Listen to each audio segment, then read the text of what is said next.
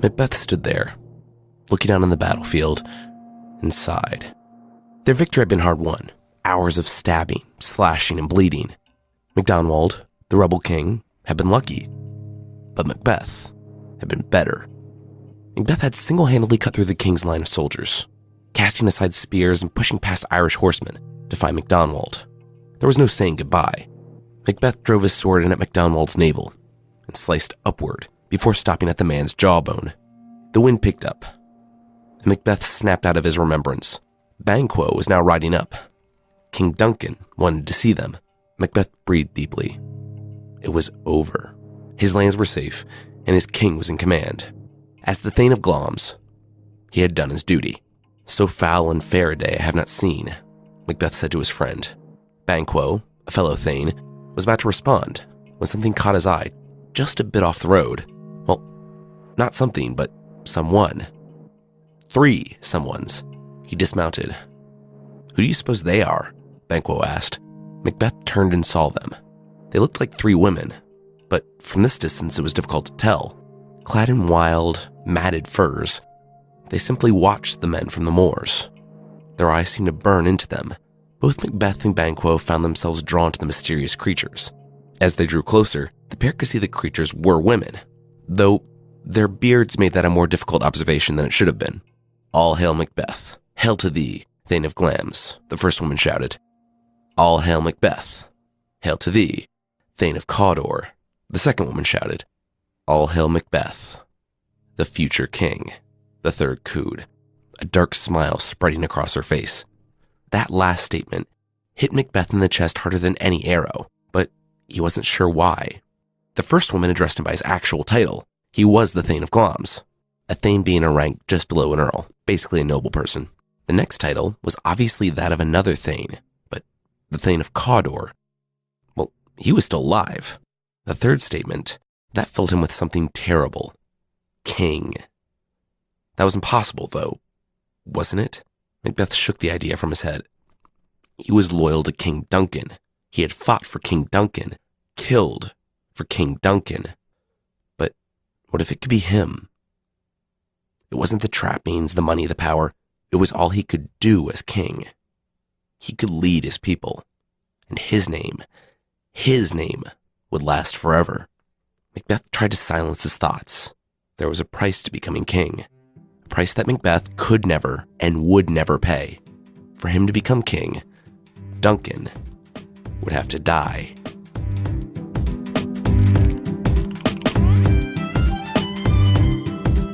I'm Jason Weiser. From Bardic, this is Fictional.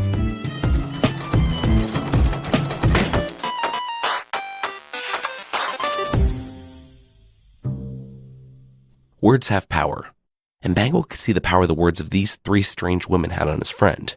After being hailed as king, Macbeth had staggered back in shock, and now stood there with a sickly, pale look on his face. Banquo turned to the women. "Not to be impertinent," he said, "but you 3 are obviously witches, right? And that is by no means an insult."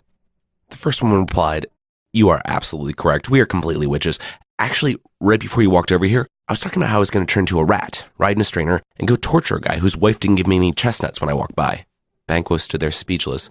"Oh, she decided against it," another witch said. "That's too much work. I can just curse him to waste away and die from right here. Much easier." Banquo shuffled and looked at his feet. Something was clearly on his mind. "Look," Banquo said, "your words really affected my friend here, and, if you're witches, you spoke honors to him, what's my future?" The 3 women locked eyes on Banquo. "You are lesser than Macbeth, but greater," the first witch said. "Not so happy, yet much happier," the second witch said. "Your descendants will be kings, but you will never sit on the throne," the third witch said. "Banquo and Macbeth, all hail," the 3 proclaimed in unison. Smoke began rising from the earth all around them, and the witches began to disappear from view. It was then that Macbeth snapped out of his thoughts. He shouted, asking the witches to wait. Who were they? What they said was nonsense. It had to be nonsense. There was already a Thane of Cawdor, and he, Macbeth, could never be the king. It was nonsense. Right? In a flash of smoke and fire, the three women were gone, and the two friends stood alone on the windswept moor. Contemplating the future these three strange women had dangled in front of their faces before vanishing. Neither moved for a long time, until Macbeth finally spoke. "Your children will be kings," he said to Banquo. "And you shall be king," Banquo said in reply.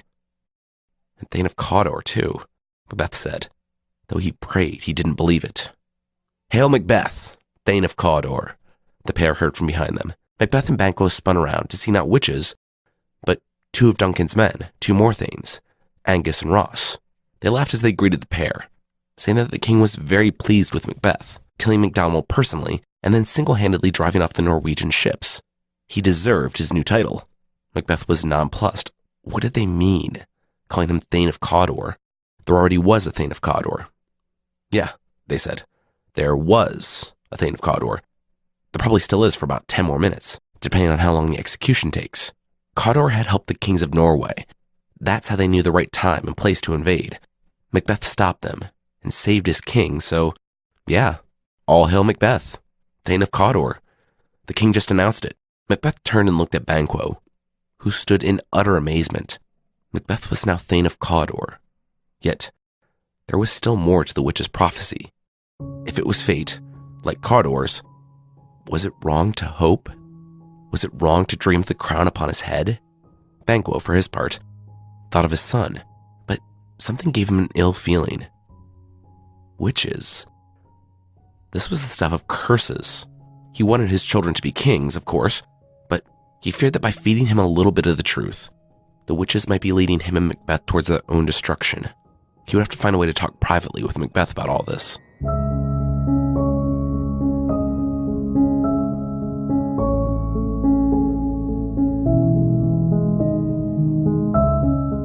There's no way to find out what a person's thinking, even by looking them square in the face. "I trusted Cawdor completely," King Duncan reflected, hours later. "Macbeth, my worthiest cousin," the king shouted, rising to his feet as Macbeth, Banquo, Ross, and Angus entered the tent. The king slapped Macbeth on the back, telling the now Thane of Cawdor that he owed Macbeth more than he could ever repay. He owed his rule, his life, to Macbeth. Dutifully, Macbeth replied that serving the king was its own reward. King Duncan smiled and assured him he wouldn't forget the greatest man in his kingdom. In making him Thane of Cawdor, he was planting seeds of greatness in Macbeth, and he would labor to make sure they grew. The king had no idea how right he was. Macbeth honored his king, but his eyes lingered on the crown. So lost was he in his own imaginings that he almost missed the king's next proclamation. The king was naming an heir. Macbeth's attention snapped back. Was this how it all happened? In one day without him needing to do or say anything? King Duncan shared that he would soon announce publicly that his heir was Malcolm, his son. The man was young, but he was strong, and besides, the king had years left to train him. Macbeth joined the others in cheering the news, but inside, he was confused. The witches had been right about the Thane of Cawdor. Now, this kingship was supposed to be his. It was fate, wasn't it? Macbeth's attention snapped back into the room to Banquo gripping his shoulders, apologizing to the king and others. Seeing that Macbeth obviously was still just getting used to his new title, he looked at Macbeth. That's why Macbeth wasn't responding. It was like a new suit. It took a while to get used to. The king nodded and continued. That night, he and his household would be traveling to Iverness to stay with Macbeth. The new Thane of Cawdor forced a smile and said he would ride ahead to inform Lady Macbeth and the rest of his household of the king's imminent arrival. As Macbeth rode away, he gave in, and all he could think about were ways to become king. As they watched him ride off, King Duncan and Banquo talked about what a valiant and virtuous man Macbeth was.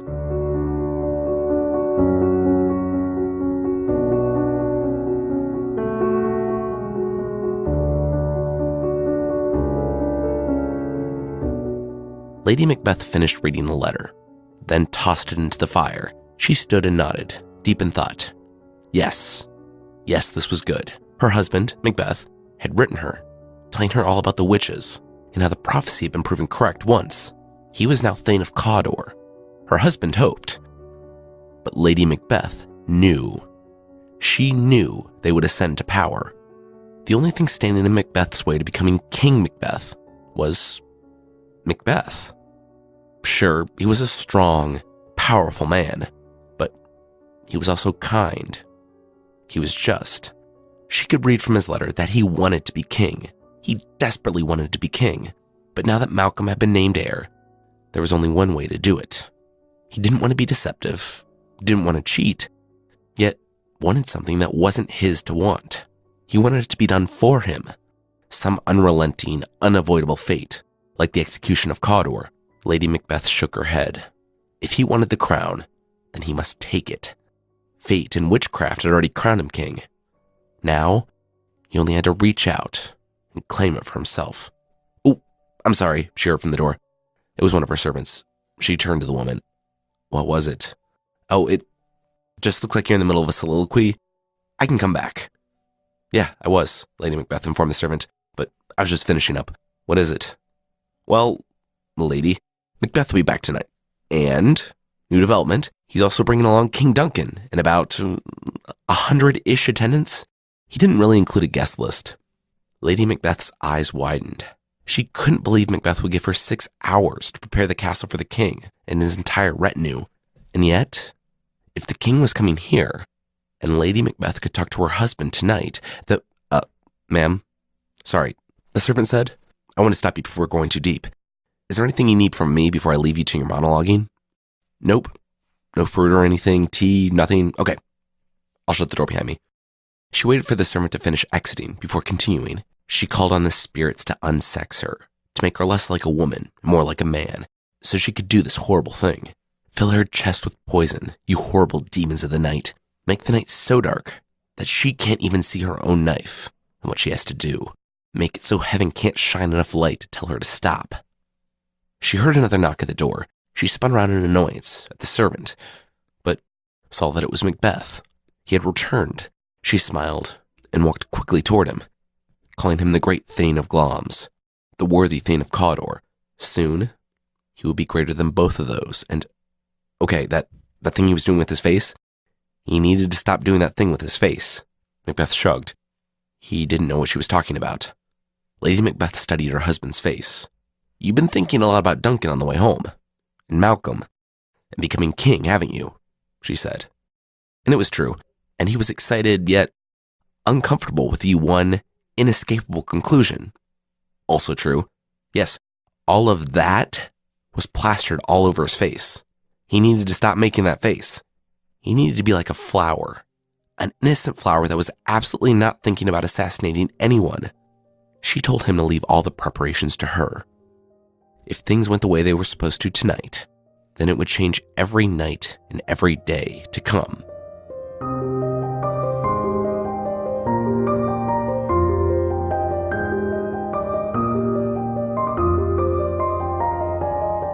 We'll see Macbeth very quickly not take his wife's advice, but that will be right after this. I stink at meal planning. I do. Enter HelloFresh, a meal kit delivery service that shops, plans, and delivers everything I need. Ingredients arrive at our door, packaging's recyclable and insulated, it's all pre-measured in handy meal kits. So we pick up a menu, grab a kit, and get cooking. Plus, HelloFresh has variety. Those chef-curated recipes change weekly, whether it's the classic plan with meat, fish, and seasonal produce, the veggie plan with vegetarian recipes and plant-based proteins, or even the family plan with quick and easy meals for everyone to love. Choose the delivery day that works best for you, and pause your account for up to weeks at a time. You won't spend all night in the kitchen because the recipes only take about 30 minutes. And there are lots of one-pot recipes for seriously speedy cooking and minimal cleanup. Each week, there's a 20-minute meal on the classic menu, too, for when you really don't have more time. Like the cheddar smash burger with chipotle ketchup, green salad, and dill pickle we made. Only 20 minutes and easy enough for my 3-year-old to season the beef and mix up the salad. For $30 off your first week of HelloFresh, visit HelloFresh.com and enter the promo code Fictional30. That's Fictional30. All right, now back to the show.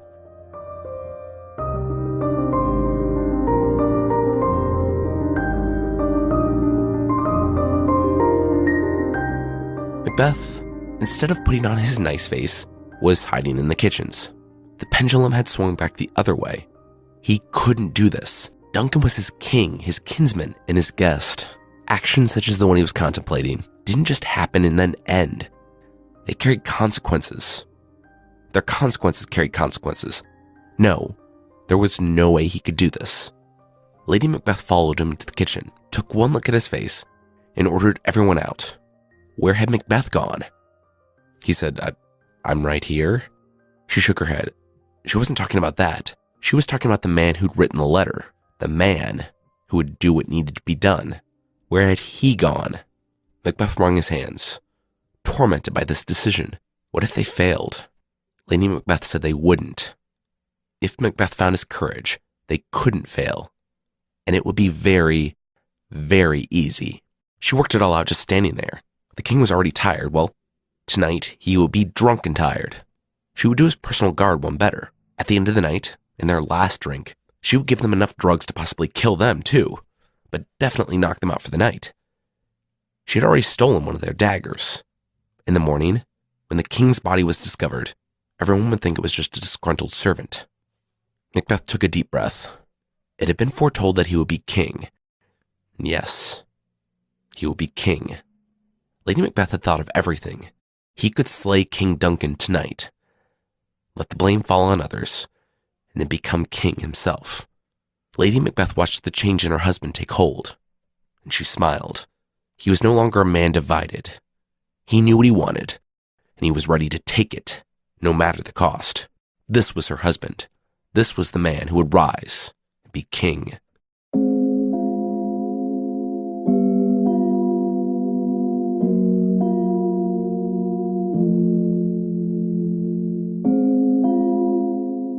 I dreamed about the witches last night, Banquo said, later that night, when they passed each other in the hall. That's so. I don't think about them at all, Macbeth lied. Banquo wondered how Macbeth could not think about them. After all, half of his prophecy had already come true. Macbeth smiled.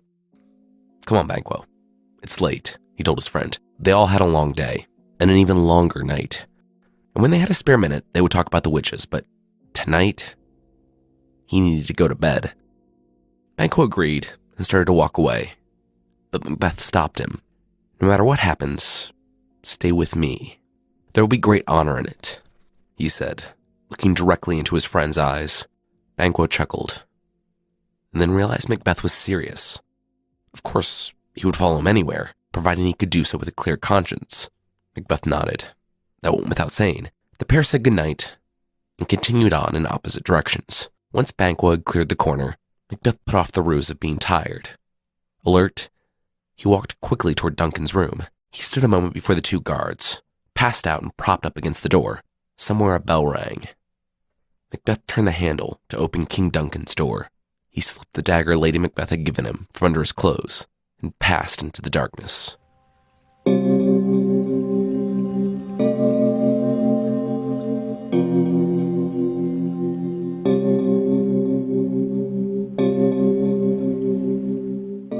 It was almost easy.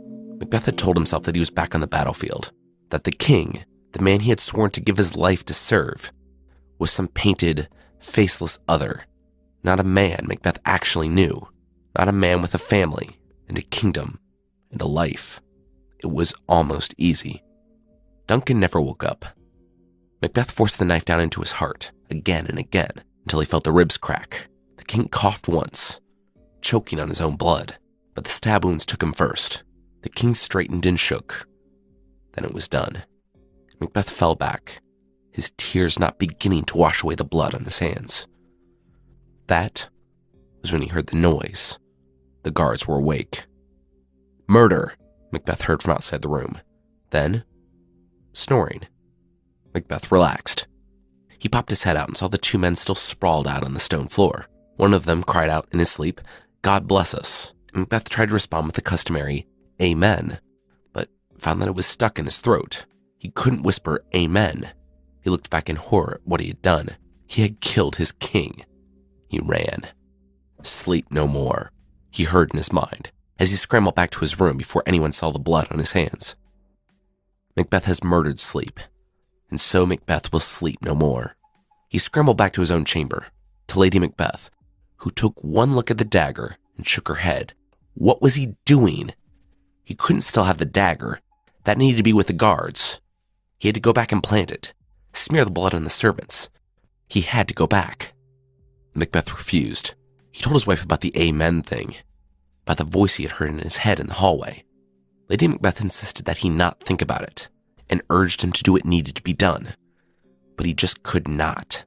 He could not go back to that room. Lady Macbeth sneered at him. All patience gone. Dead and sleeping people couldn't hurt him.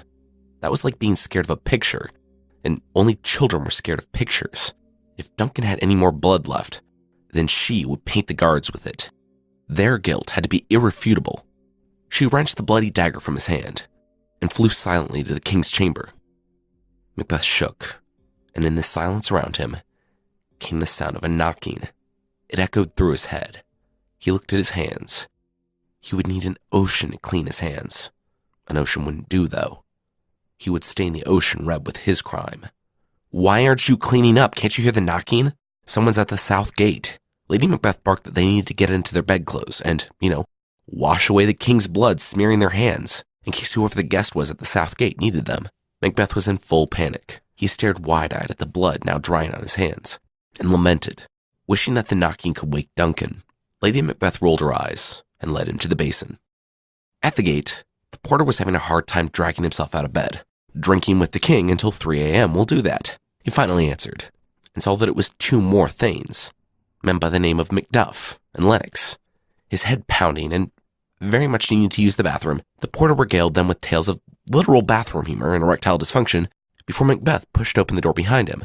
Apparently the knocking had woken him up from a deep sleep, as he was very much asleep. He looked at Macduff and Lennox, fellow Thanes, and asked him what they were doing there. Macduff announced that the king had sent for him the day before to wake him up early. He actually nearly missed the right time. "Is the king up yet?" he asked. Macbeth shook his head. No. They had all been up until 3 a.m. drinking. Macduff nodded in understanding. He would wake the king. That was his job, after all. Would Macbeth point the way to the room? Macbeth smiled. Of course he would. It was just down this hall.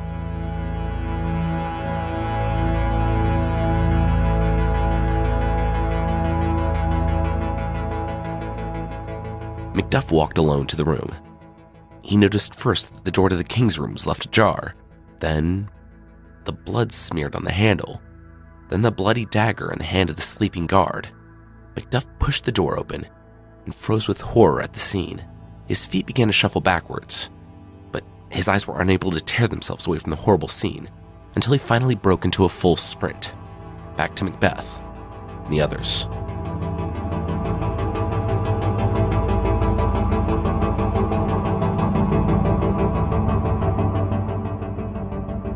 Macbeth's face contorted in rage as he barreled toward the 2 guards. Both slowly roused from their drugged sleep by the alarm bells. They were Macbeth's 2 final loose ends. He had run ahead of Lennox, the other Thane, so even if the man wanted to stop him, couldn't. Macbeth went to the one that was more awake.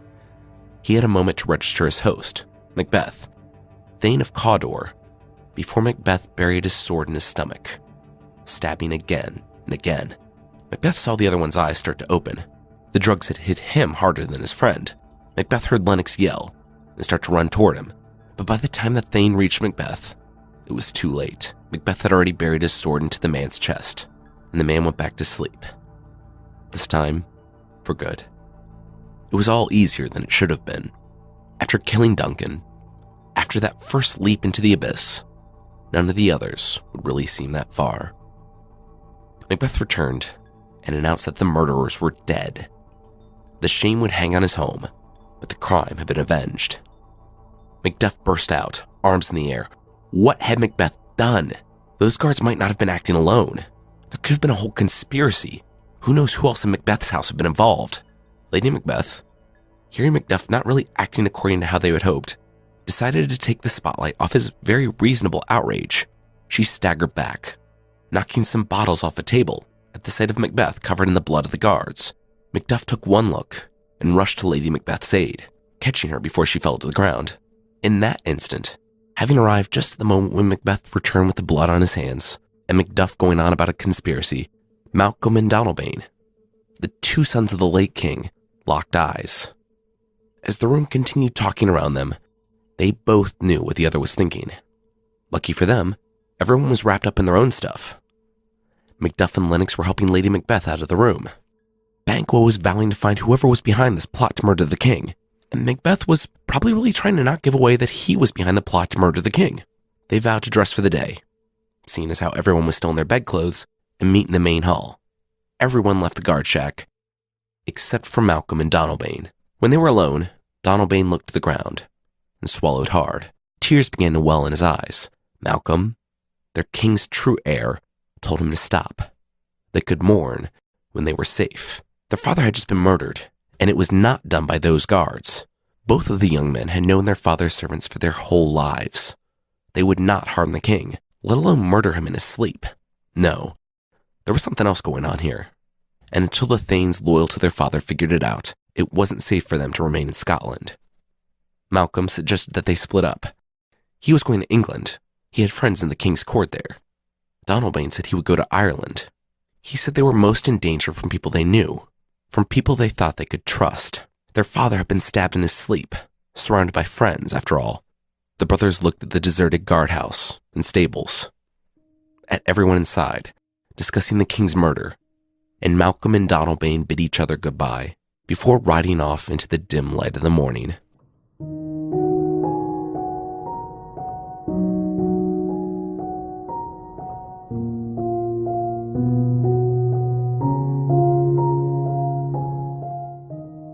It was almost too perfect, Lady Macbeth thought to herself, as she helped her husband, the next King of Scotland, dress on the day of his coronation. The sons of the late king had fled the country on the day of their father's murder. They just disappeared. Banquo and the others confirmed that Duncan was going to make Malcolm his heir, and the people could only assume that, since they were the only ones with motive for killing the king, then they must have done it. But they weren't the only ones with motive. The king didn't have any brothers, and no other children, legitimate or otherwise. Scotland needed a king, and there was only one kinsman of the king worthy to lead, Macbeth. He assured everyone that he would bring the brothers to justice, and he would. It would just be far, far away with a knife in the night, before they were ever able to return to Scotland. For now, Scotland had the leader it needed, a strong one who would rule for decades, one who had faced Scotland's enemies and cut them down himself. It had Macbeth. With the late king dead and locked away in his ancestral tombs, the rest of the royal family in exile, and the crown now sitting on his own head, Macbeth was certain he could put all of this behind him. He would be remembered as a magnanimous ruler, and no one would ever know the steps taken to gain the throne and rescue Scotland. It was as he was having this thought at the banquet after his coronation that he met eyes with Banquo, his fellow Thane, with whom he had received a prophecy from the witches. Macbeth's smile faded. He felt his heart beating heavily in his chest as he looked on Banquo, staring at him stone-faced. One thought flooded Macbeth's mind. He knows. Of course Banquo would know, Macbeth thought to himself. The man was obsessed with the prophecies. But still, what could he do? Everyone knew it was the sons, and the crown was already on Macbeth's head. What could he do? Nothing. That was what. Then, Macbeth thought back to that day on the moors, to the witches, to the prophecies. He remembered Banquo's cryptic future, that Banquo would never be king, but his children would be. It had cost Macbeth 3 lives to gain the throne, and as he walked to greet his friend, he began to wonder how many it would cost to keep it.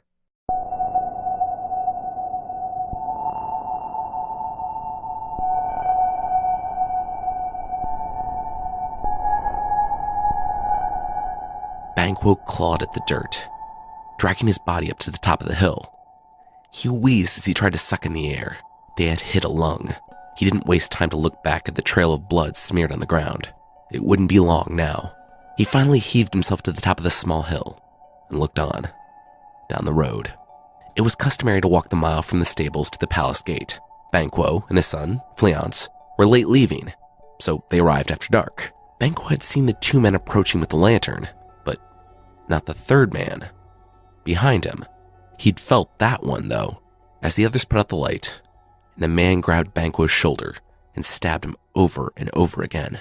Banquo crumbled to the ground, and for a few moments, thought he would die instantly.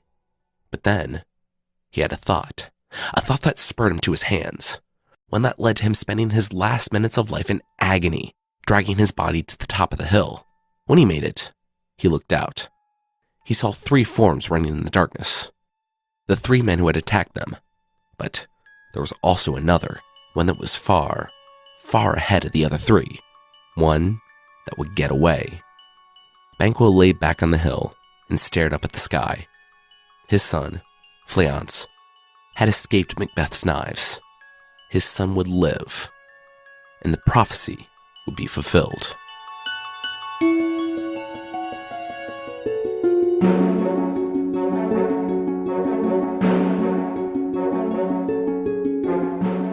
Next time, we'll finish up Macbeth and season 1 of Fictional, and hopefully I'll be feeling a little bit better. But right now, it's time for the best of the worst.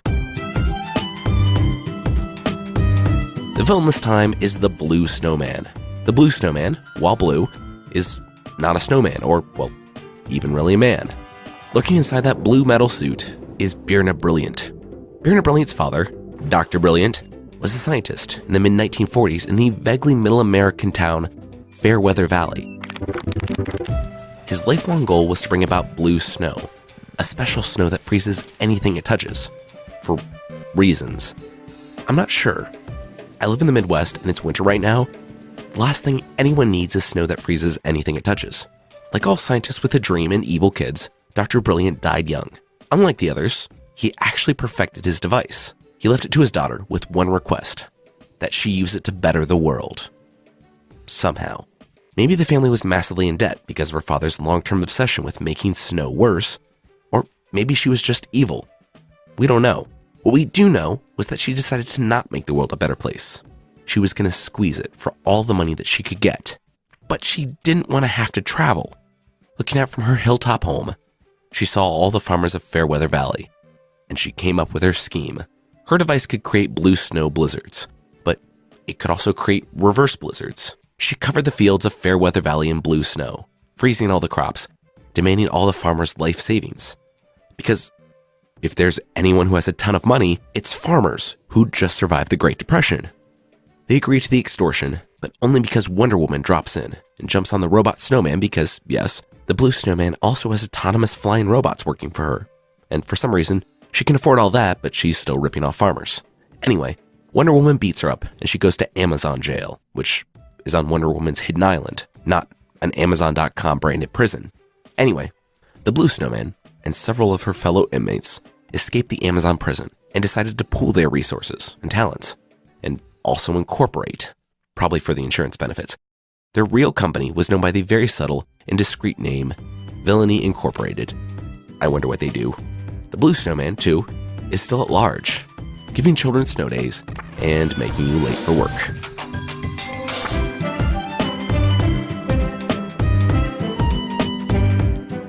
That's it for this time. Today's episode was written by me, Jason Weiser, and edited and produced by Carissa Weiser. Our theme song is by the amazing Breakmaster Cylinder. Thank you so much for listening, and I'll see you next time.